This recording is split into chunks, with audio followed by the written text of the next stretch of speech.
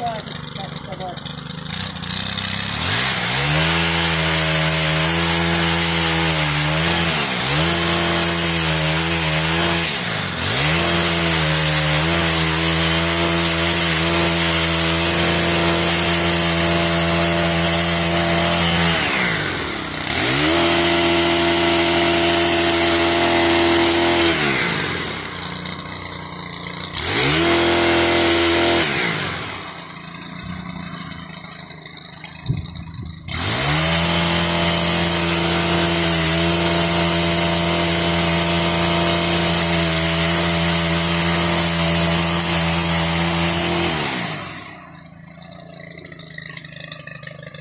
Tähän tapaa.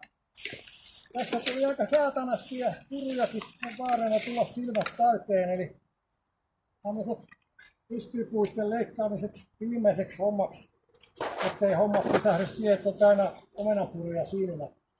Eli tästä vielä näitä irrottele.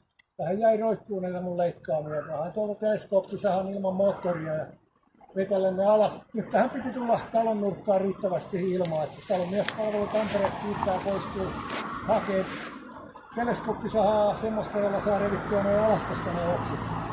Kiitämme.